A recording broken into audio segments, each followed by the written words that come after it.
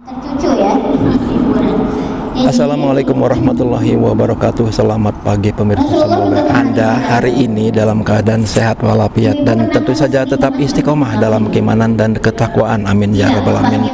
Pemirsa, saya berada di dalam Masjid Pusdai Jawa Barat dan hari ini pagi ini seperti biasa rutin setiap Selasa pagi minggu pertama Porsil Majelis Taklim Salimah Jawa Barat di bawah pimpinan Hajah Ruli Kurnia DC SPD mengadakan pengajian dan hari ini temanya adalah Spirit Isra Mi'raj, menjaga sholat, merawat bahagia di era globalisasi. Dan kebetulan yang akan memberikan materi nanti ada langsung Hajah Ruli Kurnia DC SPD, dan saat ini terlihat Ketua Departemen Dakwah dari Salimah Jawa Barat ini, Ilmi Gemawati SPD, sedang memberikan sambutannya. Kita akan melihat kegiatan hari ini. Nah, barang siapa yang merasa bersedih hari ini, lagi sedih, lagi ngerasa melo atau gimana, Rasulullah juga dulu pernah sedih, tapi kita nggak pernah bersedih begitu aja, kita tetap semangat bangkit. Rasulullah pernah kehilangan anak, pernah. Anaknya laki-laki meninggal semua ya Bu, tiga. Rasulullah nangis nggak? Nangis. Di balik itu semua, kita menyadari bahwa Allah memperlihatkan kehidupan duniawinya Rasulullah. Bahkan Rasulullah pernah problem sama istrinya, tapi Allah menyajikan itu untuk jadi pelajaran. Gini loh menyelesaikan persoalan rumah tangga dan seterusnya. Nah, mudah-mudahan acara hari ini bisa membawa kebahagiaan ke rumah ibu-ibu sekalian. Ini jadi hiburannya, jadi liburannya.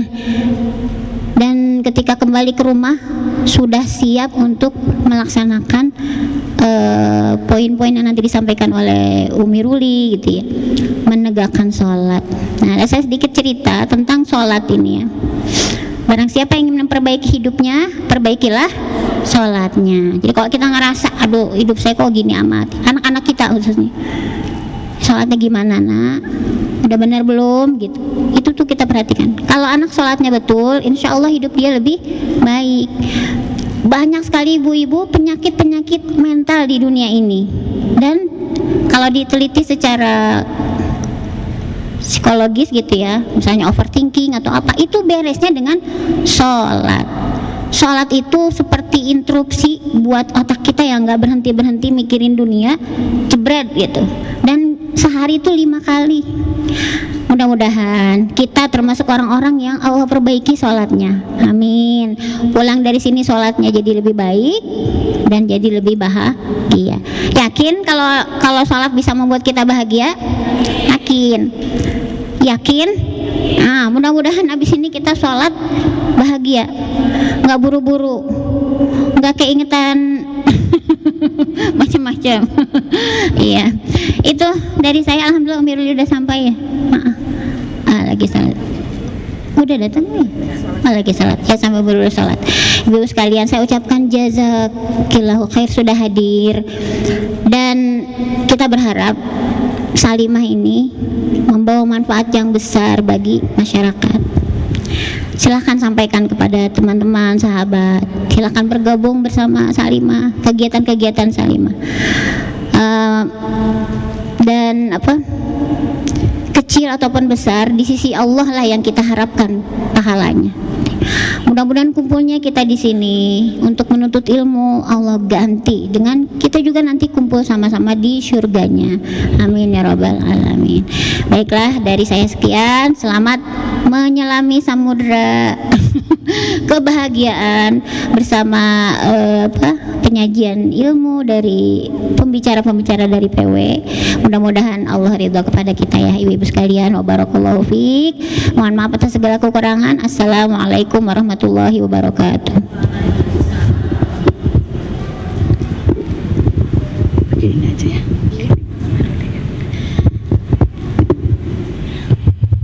Ya, waalaikumsalam warahmatullahi wabarakatuh. Jazakillah khair kepada Umi Ruli yang sudah menyampaikan sambutan yang luar biasa ya, pemuka mukadimah tentang tadi teh ibu yang menjawab temanya teh ibu ya.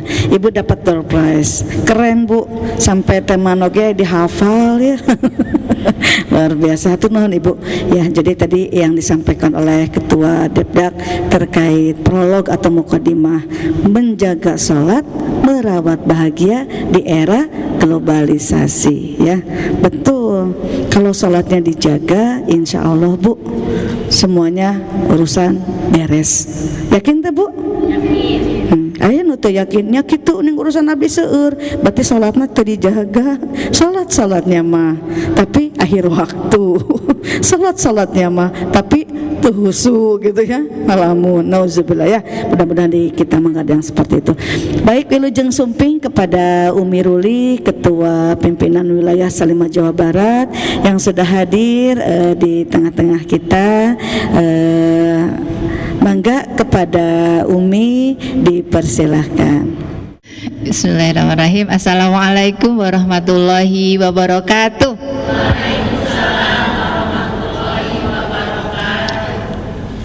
Sampurasun. Gimana ibu-ibu kabarnya? Alhamdulillah, luar biasa. Masya Allah. Sehat jasmani dan rohani ya, alhamdulillah, masya Allah ibu-ibu.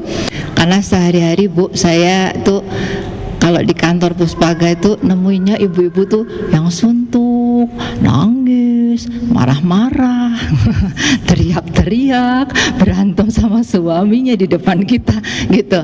Tapi melihat ibu-ibu ini masya Allah wajahnya teduh, tenang, bahagia. Insya Allah ibu-ibu ini sudah terjaga ya sholatnya, bener Bu? Amin, insya Allah ya. Nanti insya Allah kita akan mengkaji bersama bagaimana kemudian supaya ketenangan ini semakin ditambah-tambah oleh Allah SWT, tidak hanya untuk ibu tapi juga untuk keluarga, anak-anak, cucu, keturunan kita sampai keturunan yang terakhir nanti dijaga oleh Allah SWT. Mau atau mau banget Bu? Mau banget ya. Alhamdulillahirabbil alamin, huwallazi arsala rasulahu bil huda wa dinil haq liyudhhirahu 'ala dini kullihi wa kafa billahi syahida. Asyhadu alla ilaha illallah wahdahu la syarikalah wa asyhadu anna Muhammadan abduhu wa rasuluhu, amma ba'du. Allahumma sholli ala sayyidina Muhammad wa ala alihi wa sahbihi wasallim. Yang saya hormati, saya cintai, saya banggakan Ibu Ketua Departemen Dakwah ya, yang menggantikan saya Bu. Beliau masya Allah ya. Ini kangen banget. Walaupun kami masih satu kepengurusan tapi ketemunya jarang. Rapatnya banyaknya online ya. Baru 2 kali ketemu rapat offline ya. Ibu Ilmi Gemawati ya. Terima kasih atas tathiyahnya, perjuangannya dalam melanjutkan Departemen Dakwah di PW Salimah Jawa Barat. Juga teman-teman semua, ibu-ibu yang saya cintai, pengurus Departemen Dakwah PW Salimah Jawa Barat, ada Teh Lela, saya panggilnya sukanya Teh Neng ya. Kemudian Umi Nina, kemudian Bu Yayah ya, yang lainnya Bu apa namanya, yang lainnya Bu Rita kerja ya, ya sekretaris dakwahnya. Oh ya Bu Endung di depan, masya Allah ya, tadi udah ketemu Bu Endung duluan, juga Bu Ratna, masya Allah ya, tim yang sangat luar biasa ya Bu Ratna ini. Ibu-ibu membantu kami PW Jawa Barat itu, PW Salimah Jawa Barat, terutama Departemen Dakwah di setiap kegiatan-kegiatannya. Qadarullahnya beliau kemarin diuji dengan dikasih apa namanya, cinta oleh Allah Subhanahu wa taala ya. Cintanya berupa beliau harus bed rest 2 bulan ya. Makanya kemudian banyak hikmah yang beliau bisa renungi, beliau bisa dapatkan gitu ya, ketika ternyata memang Allah itu maha segalanya untuk kemudian membuat kita semakin merasa bergantung total kepada Allah Subhanahu wa taala gitu ya. Sehingga mudah kita doakan semoga beliau segera pulih kembali normal. Kakinya masih ada yang pakai pen ya, tapi beliau sudah beraktivitas, sudah menjadi tim reporter, menjadi apa namanya, tim dokumentasi, nanti pasti ada video yang beliau bikin biasanya ya, yang nanti di-share di grup for sale. Saya suka bikin itu, saya share sebagai status saya biasanya. Jadi kita jadi berterima kasih sekali kepada Bu Ratna karena beliau sangat membantu kami ya, dengan kondisi yang masih terbatas seperti itu, geraknya, tapi beliau menyempatkan diri ya. Juga ibu-ibu semua, para jamaah Forsil Majelis Taklim Salimah PW Jawa Barat yang masih senantiasa istiqomah di jalan dakwah ini, di jalan tholabul ilmi ini, kita harus banyak-banyak bersyukur, memohon pada Allah SWT agar nikmat ini tidak dicabut oleh Allah SWT ya, sampai kita terakhir di nafas kita terakhir, kita masih diberi kesempatan oleh Allah SWT untuk mencari ilmu, untuk thalabul ilmi. Begitu ya ibu-ibu. Salawat dan salam semoga senantiasa tercurah limpah kepada uswah kita Rasulullah Muhammad SAW beserta keluarganya, para sahabat-sahabatnya, umat Islam yang senantiasa istiqomah di jalannya, dan semoga kita termasuk orang-orang yang kelak akan berjumpa dengan beliau, mendapatkan syafaat beliau di Jannatul Firdaus. Amin ya Rabbal alamin. Tadi sudah diprolog sama Bu Ilmi ya tentang tema kita hari ini. Tapi izinkan saya akan akan menyangkutkan tema ini dengan tema hari ibu juga, Bu. Karena kita semua ibu-ibu. Ada yang belum jadi ibu? Semuanya udah jadi ibu kan? Ya, sudah jadi ibu. Jadi nenek ya, Masya Allah ya. Karena kemarin Desember itu kita tidak ada kajian, bentrok dengan kegiatan Pusdai, sehingga kemudian kajian Hari Ibu itu kita tidak bisa melaksanakannya di Pusdai begitu. Sehingga ini saya izin untuk menggabungkan tema Hari Ibu dengan tema Isra Mi'raj ya. Jadi ibu-ibu yang dirahmati oleh Allah SWT, kalau peringatan Hari Ibu tanggal 22 Desember kemarin, ibu-ibu dapat hadiah apa dari suami, keluarga, atau anak-anak? Oh, doa. Oh, jadi dicuciin piringnya. Ya, jadi nggak boleh cuci piring gitu. Kan biasanya kalau Hari Ibu tuh banyak yang dapat hadiah, ibu nggak usah kerja apa-apa hari ini gitu ya. Jadi yang nyuci piring semuanya itu anak-anak dan suami, yang keluarga yang ada di rumah, masak juga dan sebagainya gitu. Alhamdulillah kita terima dengan kesyukuran, alhamdulillah gitu ya, masih ada yang peduli, masih ada yang memberikan cintanya kepada kita. Tapi ada nggak Bu yang nggak dapat? Ada kan? Cuek gue, nggak ada ucapan juga enggak misalkan gitu ya. Tapi ibu-ibu jangan merasa berkecil hati ya, karena sesungguhnya kalau bagi saya pribadi itu menggunakan momen Hari Ibu itu bahkan justru untuk introspeksi diri kita. Kita memang seorang ibu yang layak untuk mendapatkan bakti dari anak-anak kita. Tapi apakah itu bisa dipaksakan? Kalau ibunya nggak perhatian, anaknya masa mau perhatian? Kan banyak ya ibu-ibu yang datang ke saya itu biasanya bilangnya itu capek gitu. Aku udah capek gitu ya, nyalahin ini, nyalahin itu dan sebagainya, menuntut suaminya harusnya begini, anaknya harus begini. Ada ibu-ibu yang sepuh, kenapa anak saya itu kok nggak perhatian kepada saya misalkan gitu ya. Padahal semuanya itu tidak ujuk-ujuk, tidak simsalabim, tidak istilahnya tidak sesuatu yang bisa dipaksakan kalau kitanya sendiri tidak menanam. Jadi apa yang kita dapatkan hari ini adalah hasil tanam kita selama kita menjadi ibu. Kita itu akan mendapatkan hasil panen. Panennya seperti apa ya tergantung kita. Nah, nanamnya gimana, memeliharanya gimana, apakah dibersihkan dari hama-hama, dengan doa-doa, dengan pupuk-pupuk yang dari langit. Ya, itu tergantung dengan kita. Sehingga kemudian jangan sampai kita menjadi ibu yang merasa nggak dihargai, kemudian nggak mendapatkan penghargaan, tidak diakui, ya, pokoknya intinya merasa, Bu, ada ibu yang bilang ke saya ini kok perasaan di rumah itu kayak pembantu. Ada loh Bu yang seperti itu, ya, merasa diposisikan sebagai pembantu di rumah, gitu. Nah, ini yang perlu kita evaluasi ibu-ibu, karena hal ini menjadi menjadi penentu apakah kita nanti happy ending atau enggak. Ya, semua orang itu pasti punya masalah, pasti punya ujian.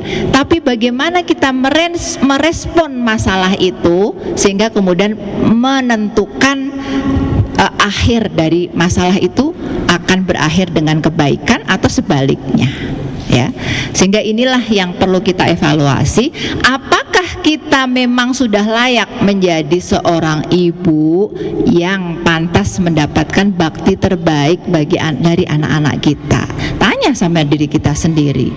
Kalau kita dulu memberikan pelayanan kepada anak-anak dengan di dalam hati dengan kesel, dengan grundel, atau kemudian ngomel, ya, nggak ikhlas, kemudian ada pamrihnya, mama kasih ini tapi gitu ya, oke mama maafkan tapi kamu harus gini, itu kan ada pamrihnya.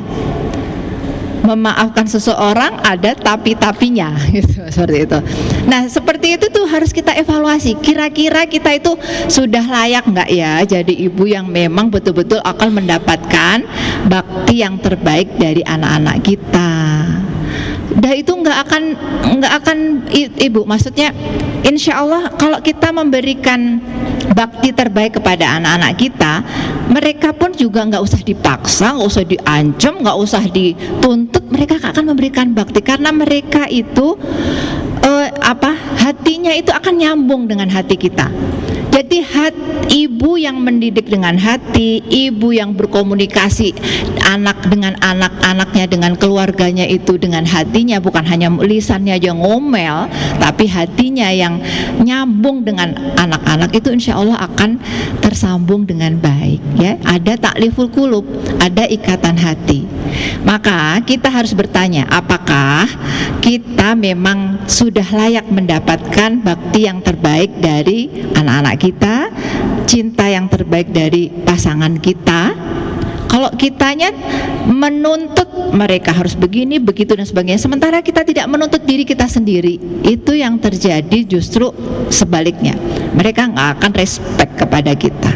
Tapi kalau kita tuntut diri kita sendiri, kita mau anak-anak rajin sholat tahajud, kita dulu yang sholat tahajud. Kita mau suami perhatian kepada kita, kita dulu yang perhatian kepada suami. Maka insya Allah itu akan memberikan timbal balik yang sesuai dengan apa yang kita berikan, ya.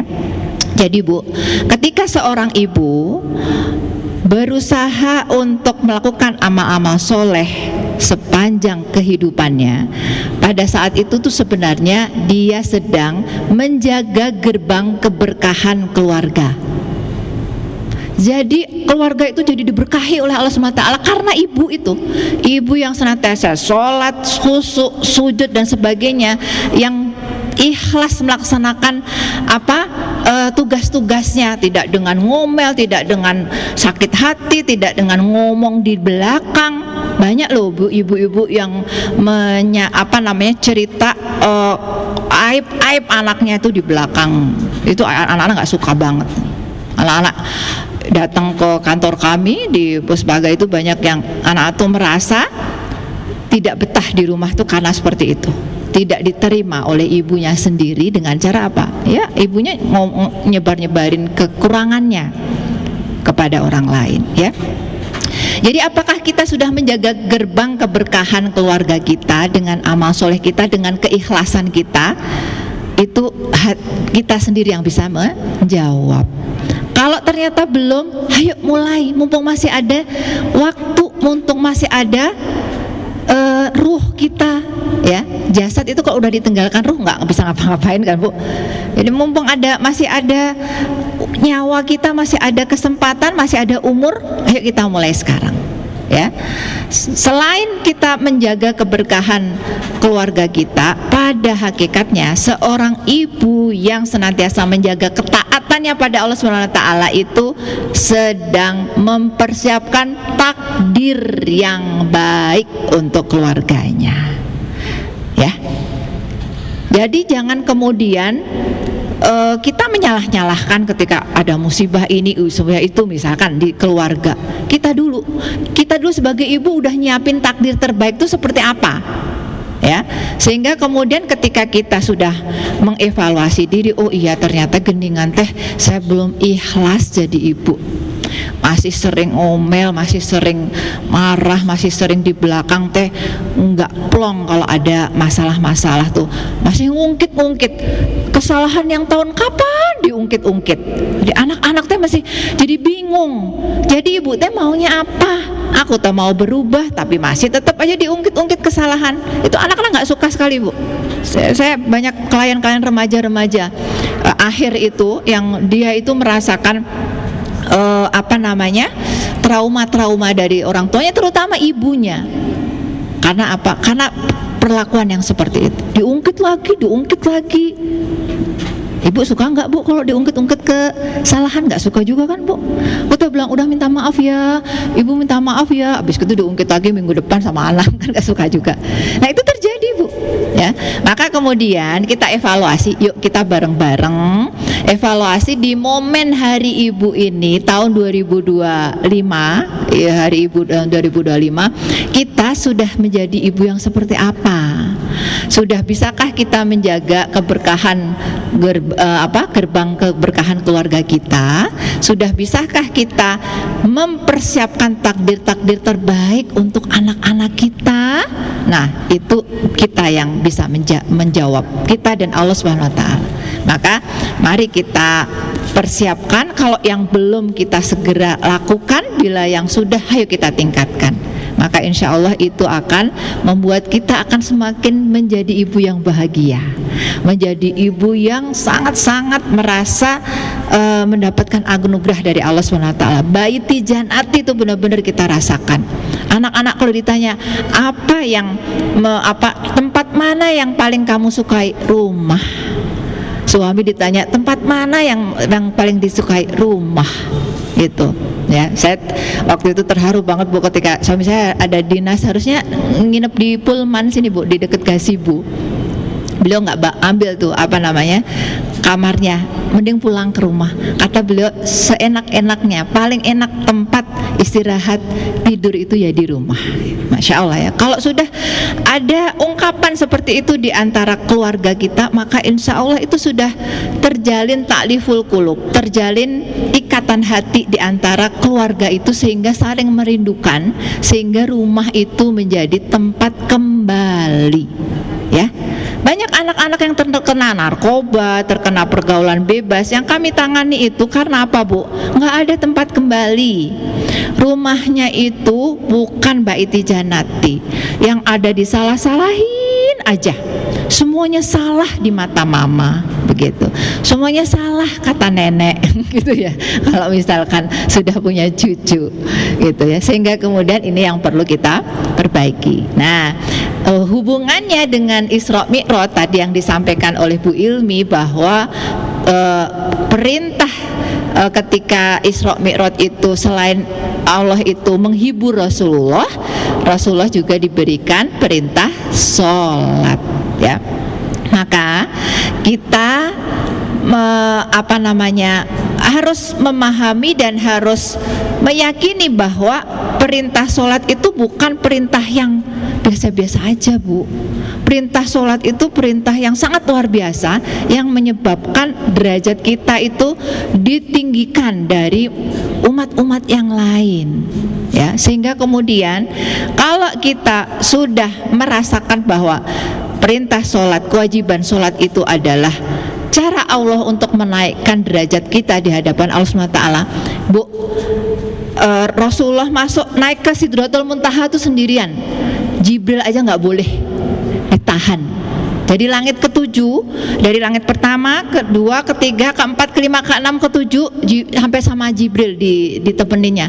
Begitu mau naik ke Sidratul Muntaha, Jibril tidak diizinkan. Bayangkan betapa mulianya Rasulullah Sallallahu Alaihi Wasallam. Sehingga kalau kita menjadi penerus risalahnya, menjadi penerus perjuangan Rasulullah, maka insya Allah kita juga akan mendapatkan predikat orang-orang yang dimuliakan oleh Allah SWT, sebagaimana Allah memuliakan Rasulullah. Ya, bayangkan Rasulullah manusia biasa, beliau diberikan kesempatan ketemu Allah sendiri di Sidratul Muntaha, malaikat aja nggak boleh ikut. Bayangkan, itu kan berarti suatu hal yang sangat-sangat luar biasa.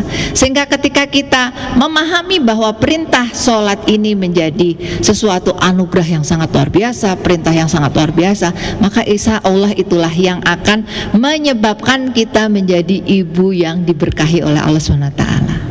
Ya, kalau kemudian kita menganggap bahwa sholat itu ya udah aja sekedar menggugurkan kewajiban, ya nggak ada bekasnya Bu nanti. Hanya sekedar rukuk sujud yang dilakukan oleh tubuh saja, tapi tidak membekas di hati. Ya, makanya kemudian sekarang kita maknai dulu dengan hati kita. Sholat itu kita terima sebagai apa?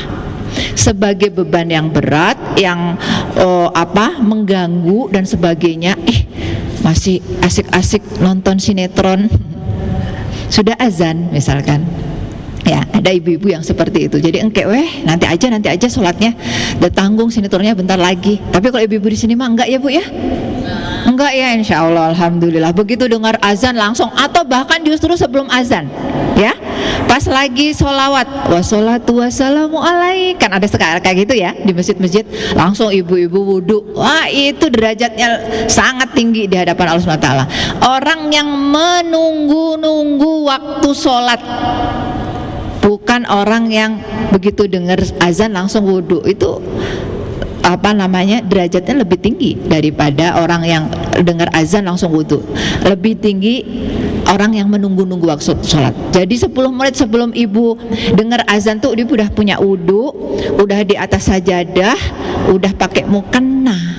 Itu loh Bu sebenarnya yang kemudian rahmat Allah itu langsung mendekati ibu, menyelimuti ibu, menyebabkan kemudian ibu itu membawa keberkahan bagi keluarganya.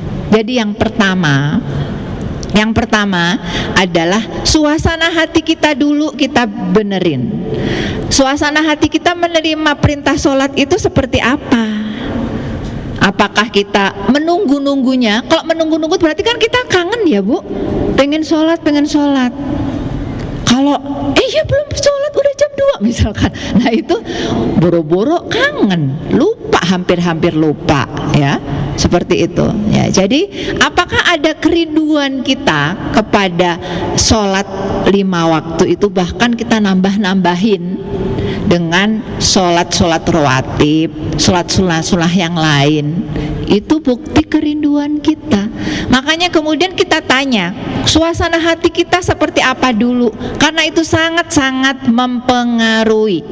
Jadi ibadah fisik kita sangat terpengaruhi oleh suasana hati dan ibadah hati kita. Makanya yang perlu kita perbaiki adalah ibadah hati kita dulu, suasana hati kita dulu. Kita menyambut seruan Allah berupa sholat ini sebagai apa? Ya, sebagai tanda cinta, seruan cinta, kemudian kita menyambutnya karena kita rindu, atau sebaliknya membuat riweuh atau kemudian beban berat dan sebagainya, mengganggu saja, atau hanya sekedar menggugurkan kewajiban, ya seperti itu ya. Itu yang pertama. Kemudian yang kedua, kita harus memahami bahwa sholat itu perlu step-stepnya, perlu persiapan-persiapannya. Selain hati tadi juga harus yang kita lakukan adalah bersuci. Kalau wudunya asal-asalan, kemudian juga buru-buru dan sebagainya, bisa dipastikan tuh sholatnya pun juga nggak bisa khusyuk, karena dari itu dulu Wudhu itu Bu, jangan hanya kita maknai sebagai membersihkan anggota badan saja, tapi itu maknanya sangat banyak. Bisa membersihkan hati kita, membersihkan dosa-dosa kita.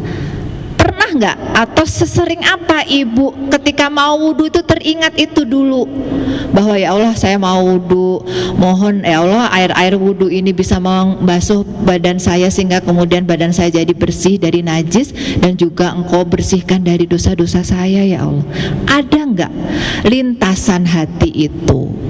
Kalau nggak ada, sekarang harus diadakan, harus diupayakan, karena akan berbeda hasil wudhu yang kemudian kita itu melaksanakannya dengan hati atau tidak dengan hati, itu berbeda. Hanya sekedar bersihin najis aja, ya. Itu harus kita upayakan. Terus kemudian doa habis wudhu itu pernah nggak atau sesering apa kita baca? Sholat syukrul wudhu sesering apa kita laksanakan? Ya, belum ya. Sekarang kita upayakan ya.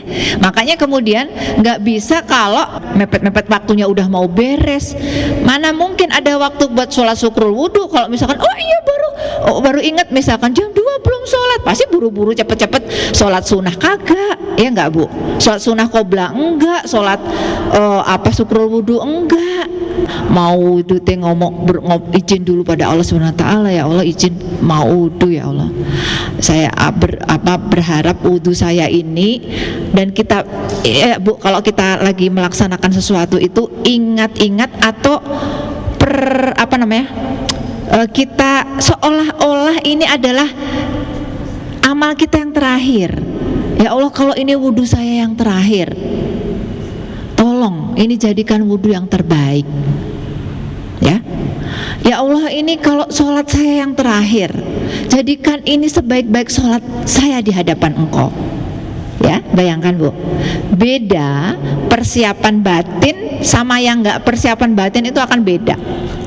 Ya, orang yang nggak merasa bahwa ini seolah-olah sholat yang terakhir, ya lempeng-lempeng aja. Mungkin dia lupa rakaat keberapa ini teh, gitu. Atau tadi baca apa ya? Habis Al-Fatihah yang rakaat pertama tadi. Tadi udah tahiyat awal belum sih? Ya, beda banget. Makanya kemudian ini yang perlu kita evaluasi, udah belum kita seperti ini? Ya, persiapan batin ini udah belum? Sampai kemudian kita wudhu itu juga ada persiapan batinnya. Sampai kemudian kita sholat syukrul wudhu. Meskipun nggak setiap hari nggak apa-apa Bu, minimal ada lah seminggu itu berapa kali yang kita lakukan.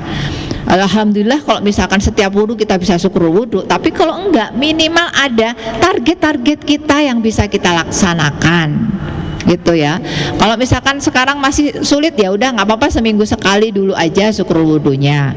Nanti kalau sudah udah konsisten, kita tambah. Begitu ya Bu. Nah, dalam Quran surat Al-Baqarah ayat 35 Ibu, a'udzubillahi minasyaitonirrajim, 45. Wasta'inu bis-sabri was-shalah wa innaha lakabiratun illa 'alal khashi'in. Di sini Allah mengatakan bahwa dan mohonlah pertolongan kepada Allah dengan sabar dan sholat. Dan sholat itu sungguh berat kecuali bagi orang-orang yang khusyuk. Jadi sebenarnya Bu, aslinya sholat itu, manusia itu memang merasa berat melaksanakan sholat, kecuali orang-orang yang khusyuk. Maka tadi yang saya sampaikan, kita harus melatih batin kita, melatih hati kita menjadi orang-orang yang khusyuk. Jadi setiap kali kita melaksanakan amal soleh itu batin kita tuh nyambung. Tadi mau wudhu aja kita nyambung, kita mau sholat nyambung dulu ya. Kita evaluasi dulu suasana batin kita seperti apa. ya. Jadi ini sudah diingatkan di dalam Quran surat Al-Baqarah ayat 45 bahwa memang tabiat manusia itu kalau disuruh sholat itu males, berat, ya, kecuali orang-orang yang khusyuk. Maka ketika kemudian kita bisa merasa ringan melaksanakan sholat, kita harus bersyukur pada Allah SWT, karena semua yang menyebabkan kita ringan adalah Allah SWT. Menyebabkan hati kita ringan, fisik kita ringan melaksanakan sholat, kita bahkan menunggu-nunggu waktu sholat, kita merasa rindu melaksanakan sholat, kita harus bersyukur, bukan untuk dibangga-banggakan, bukan untuk merasa lebih baik daripada orang lain.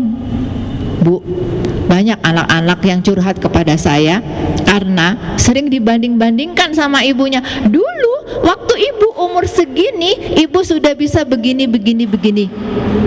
Enggak suka anak-anak. Itu ungkapan kesombongan. Seorang ibu merasa lebih baik daripada anaknya, ya. Padahal ibu itu bisa melaksanakan amal-amal seperti itu bukan karena kepandaiannya, bukan karena kepintarannya, tapi semata-mata karena rahmat Allah SWT. Maka tidak perlu kemudian kita menyombong-nyombongkan meskipun kepada anak kita sendiri. Ini banyak banget kasusnya. Anak-anak remaja marah kepada ibunya gara-gara dikasih tahu bahwa sebenarnya itu mungkin pengennya ngasih nasihat ya biar ditiru, tapi itu nggak bener, karena akhirnya anak-anak itu merasa direndahkan gitu, direndahkan, ibunya merasa lebih baik gitu. Kamu usianya berapa? 18 tahun masih kayak gini-gini, ibu dulu 16 tahun aja udah tuh, ya. Maka ini yang perlu kita perbaiki, ya. Apakah amal-amal soleh yang sudah kita laksanakan ini menjadikan kita semakin tawadu, menjadikan kita semakin rendah hati, semakin merasa kurang di hadapan Allah SWT, atau malah justru sebaliknya, merasa udah setiap hari sudah qiyamul lail gitu ya, udah setiap hari sudah sholat tepat waktu. Nah itu juga perlu kita evaluasi. Kalau amal-amal soleh kita menyebabkan kita semakin rendah hati, menyebabkan kita semakin merasa kurang di hadapan Allah SWT dan tidak membanding-bandingkan dengan orang lain, maka insya Allah itu yang benar. Tapi kalau kemudian kita jadi banding-bandingin, meskipun ke anak sendiri, ya, apalagi ke orang lain, gitu ya, itu akan menyebabkan kesombongan, ya. Jadi itu yang perlu kita perbaiki.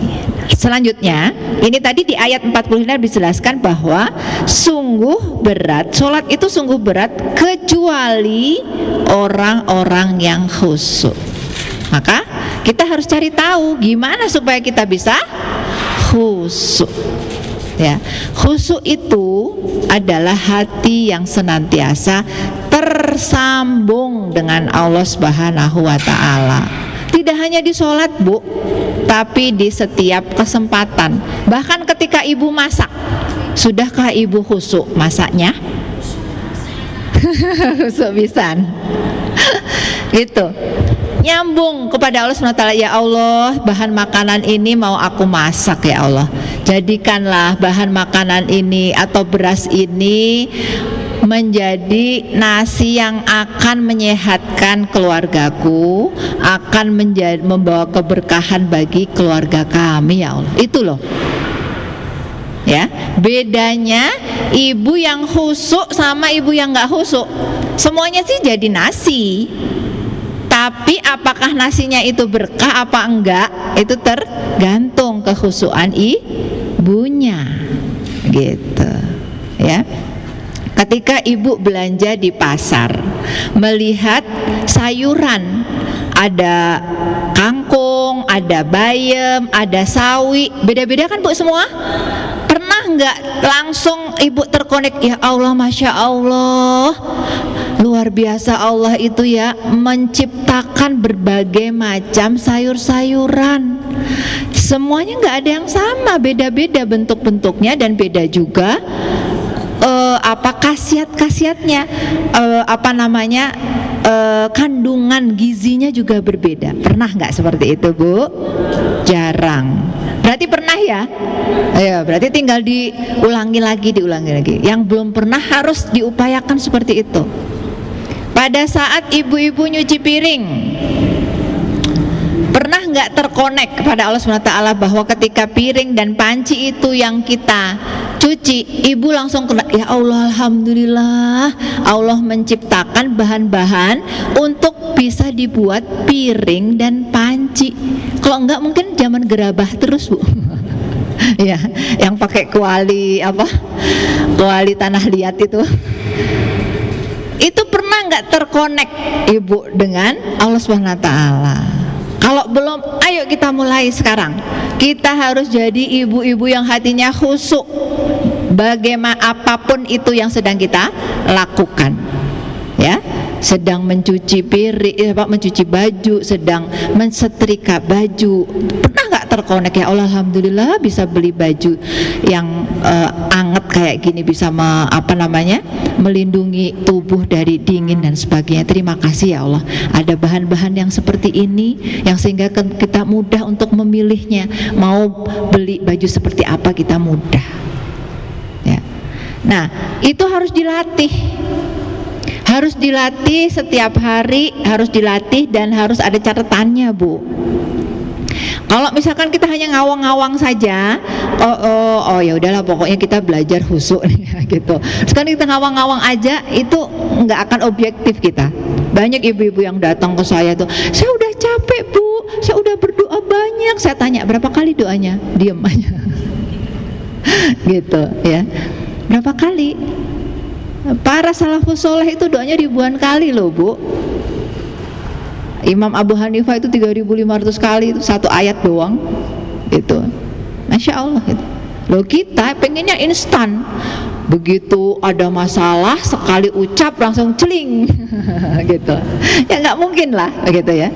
Sehingga kemudian ini perlu evaluasi hati kita. Apakah kita sudah khusyuk selama ini? Gitu ya. Paham ya, Bu, dari sini? Insya Allah siap ya, Bu, untuk berusaha melatih diri menjadi ibu-ibu yang khusyuk dalam segala hal. Nah, kemudian kita bahas khusyuk sholat. Karena tadi sudah prolognya, saya memprolog khusyuk itu tidak hanya sholat ya. Jadi diupayakan apapun gitu. Ibu minum air putih, pernah nggak, Bu, terbayang, ya Allah, alhamdulillah Allah menciptakan air putih. Dan ada air putih sekarang di sini. Saudara-saudara kita yang nggak punya air putih, Bu. Bu, kemarin Salimah itu memberangkatkan relawan ke Aceh Tamiang, ke Sumatera Utara dan ke Aceh. Ya Allah, saya tuh tadi malam teman yang baru pulang itu cerita, kita berurai air mata. Bahkan bercerita kemarin hari Jumat itu menengok relawan yang jatuh ditabrak motor ketika dia sedang membantu korban banjir. Rumahnya kebanjiran tapi dia bantu dulu tetangganya. Dia ditabrak motor terus kemudian sakit, meninggal hari Minggu kemarin. Jadi begitu relawan kita pulang ke Jakarta sama ke Bandung, itu Bu Fatmini itu beliau meninggal. Yang hari Jumat itu masih di fotonya itu masih senyum, masih dipeluk dan sebagainya. Bayangin, Bu, itu ya. Itu buat nyari minum itu susah, Bu. Jadi mobil Salimah itu dihadang orang-orang itu semuanya lapar dan kehausan. Enggak ada, lumpuh semua. Kondisi perekonomian di sana. Jadi begitu ada mobil masuk ke Aceh Tamiang itu, sepanjang jalan itu adanya orang-orang kelaparan, kehausan. Pernah nggak kita ketika kita minum air putih itu terbayang di benak kita, terima kasih ya Allah, hari ini ada air putih untuk saya minum. Itu bedanya yang khusyuk sama enggak. Kalau enggak ya udah aja celek, bahkan bismillah juga enggak gitu. Ya, kita biasakan Bu. Kita masak telur, pernah nggak Bu berpikir kebayang bahwa coba kalau misalkan Allah itu memerintahkan stop semuanya, ayam-ayam nggak boleh bertelur, kan gampang banget Allah SWT memerintahkan seperti itu. Terus kita gimana? Makan telur gimana? Kalau makan telur itu nggak pernah kita syukuri sebagai nikmat yang sangat luar biasa, ya nggak? Banyaknya orang itu merasa nikmat itu sebagai nikmat kalau nikmatnya sudah dicabut, gitu ya. Sehingga kemudian ini ibu-ibu yang perlu kita upayakan agar kehusuan kita itu kita mulai dari hati kita dalam semua hal, sehingga insya Allah sholat kita pun juga akan khusyuk, ya. Nah, persiapan-persiapan ketika kita ingin melaksanakan sholat khusyuk itu yang tadi kita sempurnakan wudhu, kita pilih awal waktu, ya, bukan hanya tepat waktu tapi di awal waktu, menunggu-nunggu waktu sholat, ya. Kemudian kita upayakan menenangkan diri dulu tadi yang saya sampaikan, ada ibadah hati dulu, kita cek dulu perasaan kita itu, kita sholat sambil apa, sambil ngedumel, sambil mungkin ada perasaan nggak suka atau nggak enak atau kesel kepada anak dan sebagainya, apa dulu itu kita selesaikan dulu urusan hati kita, ya. Kita tenangkan diri dulu dengan apa Bu? Banyak-banyak kita istighfar, dengan kita memohon ampun pada Allah Subhanahu wa taala. Astagfirullahaladzim, astagfirullahaladzim, gitu dulu Bu. Udah bawa di depan, di atas sajadah teh itu dulu. Kita istighfar sebanyak-banyaknya dulu, ya. Sehingga hati kita itu menghadap kepada Allah Subhanahu wa taala dalam kondisi yang bersih. Insya Allah Bu, kalau hati kita bersih dalam sholat itu kita nggak akan istilahnya lupa ini lupa itu, atau bahkan ingat kunci gitu ya. Maksudnya insya Allah kita akan bisa khusyuk karena hati kita udah bersih, dibersihkan oleh Allah SWT, ya. Saat sholat itu kan sebelum sholat, ya, kemudian kita gunakan pakaian yang bersih, pakaian yang suci, begitu ya. Nah pada saat sholat kita lakukan dengan tumak ninah. Tumak ninah itu apa? Melaksanakan setiap gerakan sholat dengan tenang, tidak tergesa-gesa, ya. Dirasakan setiap perpindahan posisinya, dari berdiri, kemudian ruku, kemudian sujud. Apalagi kalau kita faham yang kita baca, ya, yang kita baca kita faham. Al-Fatihah itu isinya doa-doa yang sangat luar biasa loh Bu, ya. Itu dialog kita sama Allah Subhanahu wa taala. Harusnya kita ketika baca Al-Fatihah itu, wah, hati kita tuh benar-benar terkonek. Ihdinas siratal mustaqim.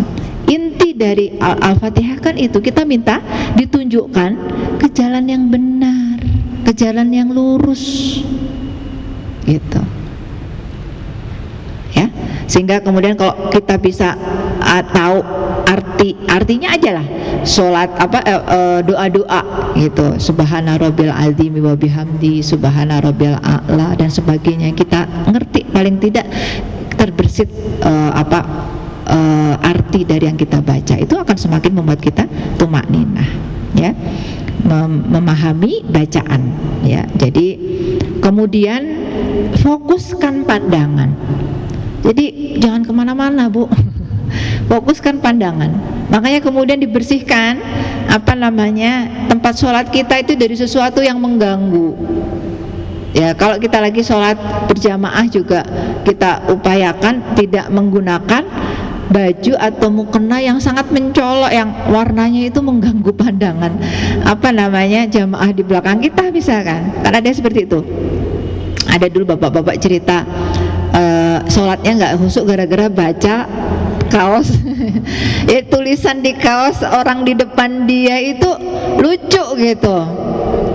Itu ya, bukannya nggak boleh Bu pakai baju-baju seperti itu, tapi kita harus bisa menempatkan diri kapan kita pakai baju yang seperti itu, yang ketika kemudian orang melihatnya itu nanti responnya seperti apa, Ya, ketika kita sholat kita pilih yang tidak menimbulkan sesuatu yang mengganggu orang lain, ya, seperti itu. Ya.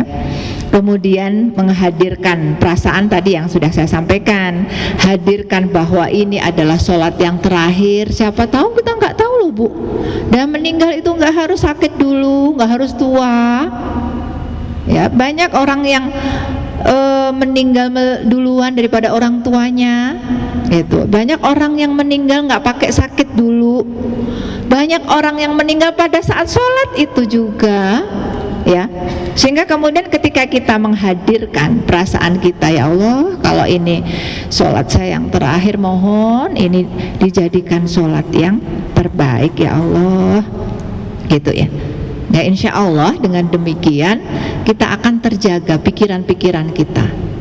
Nah, gimana kalau yang namanya setan itu pasti akan selalu menggoda, nggak mau kita jadi orang khusyuk, nggak mau jadi kita jadi orang ikhlas, menggoda. Gimana caranya? Gimana caranya ketika ternyata kemudian tiba-tiba ingatan kita tidak pada saat kita melaksanakan sholat, langsung kembali lagi, ya. Insya Allah Allah akan menerima kita kembali. Allah akan menyambut kita di sholat kita itu ketika kita fokus kembali, gitu ya Ibu ya. Hadirkan perasaan, kemudian tinggalkan urusan dunia. Jadi ketika kemudian kita sholat, ya udah tinggalin aja dulu. Jangan kok kita sholat ketika kita lagi goreng tempe belum beres.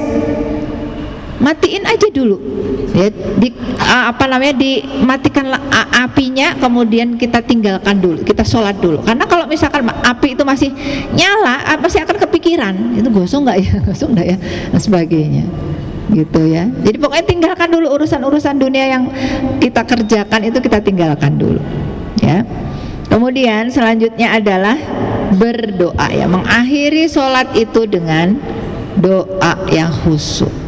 Sebut nama anak-anak kita satu-satu Bu, bin sama bintinya. Ya Allah, sholat awalnya ini dulu secara umum dulu, doa secara umum. Tapi kemudian khususkan satu persatu, buat suami, buat diri kita, titipkan diri kita pada Allah Subhanahu Wa Taala biar nggak gampang capek. Ya. Kalau Allah sudah menjaga kita tuh Bu, insya Allah kita nggak akan gampang pundung, nggak akan gampang capek, nggak akan gampang emosi, nggak akan gampang yang negatif-negatif itu. Makanya jangan lupa menitipkan diri kita kepada Allah Subhanahu Wa Taala. Ya Allah, saya ini orang yang lemah, maka saya mohon kekuatan darimu ya Allah. Aku titip diriku ini kepadamu ya Allah. Jadikan aku ibu yang kuat, ibu yang bisa membersamai anak-anak dengan baik, menjaga keberkahan keluarga dan mempersiapkan takdir yang baik untuk keluarga. Itu harus diminta pada Allah SWT, ya. Titipkan diri kita, titipkan pasangan yang masih ada pasangan, yang enggak ada, yang sudah tidak ada pasangan, doakan gitu ya, seperti itu agar bisa dipertemukan kembali di Jannatul Firdaus nanti. Anak-anak yang mungkin sudah mendahului kita, anak-anak yang sudah dipanggil oleh Allah SWT, ikhlaskan itu dan sampaikan pada Allah SWT, pengen ketemu lagi nanti di Jannatul Firdaus. Ya, apalagi yang masih hidup, ya, kita sebutkan anak pertama yang perlu kita perbaiki, yang perlu diperbaiki apanya, itu sampaikan pada Allah Subhanahu Wa Taala. Ya Allah, anak saya yang pertama Fulan bin Fulan, saya mengkhawatirkan ada sesuatu yang bagi saya mengkhawatirkan ya Allah tentang akhlaknya, misalkan sampaikan detail pada Allah Subhanahu Wa Taala. Atau misalkan butuh pekerjaan yang engkau berkahi ya Allah, ini baru lulus misalkan, dan berikanlah pekerjaan rezeki yang engkau berkahi, yang menyelamatkan dunia dan akhirat. Sebut satu-satu ya. Nanti anak kedua apa yang perlu kita sampaikan pada Allah yang secara spesifik, yang tadi umumnya udah, lalu yang khususnya harus kita berikan, gitu ya. Insya Allah ketika kemudian kita biasakan seperti itu, sesudah sholat kita berdoa dengan khusyuk, bahkan kalau bisa nangis aja Bu, Gitu. Momen yang terbaik ibu nangis di hadapan Allah Subhanahu wa taala itu ada ketika mendoakan, sehingga kemudian doa itu langsung melesat secepat kilat ke hadapan Allah Subhanahu wa taala, karena kita sebagai ibunya benar-benar dengan hati yang bersih, hati yang dalam. Insya Allah nggak akan tertolak doa-doa yang seperti itu, ya. Maka ketika kita melihat anak kita begini, anak kita begitu, cek dulu sholat kita, doa kita seperti apa, ya. Jangan nyalah-nyalahin, kan kemarin ibu udah kasih tahu gini, kamu nggak mau nurutnya itu karena apa? Karena belum mendapatkan hidayah dan kita lupa mendoakannya, atau karena apa? Itu evaluasi. Sehingga ketika kita setiap hari melaksanakan ini, Bu, sholat sebagai evaluasi kita, sholat sebagai sarana untuk kemudian memohon pertolongan Allah Subhanahu wa taala, kita itu akan menjadi ibu yang ringan melaksanakan kewajiban-kewajibannya.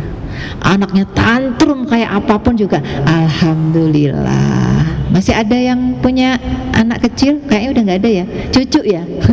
Oh iya, cucu tantrum kayak apa ya, alhamdulillah ya Allah masih bisa tantrum, berarti itu tandanya masih sehat.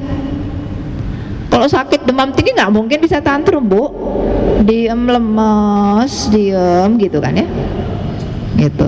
Masih berantakin rumah, alhamdulillah cucuku masih bisa memberantakan rumah, itu tandanya cucuku sehat. Loh iya loh, Bu, berapa ibu-ibu yang harus kesana kemari karena anaknya itu motoriknya terganggu, jalan, lari dan sebagainya terganggu, akhirnya harus terapi.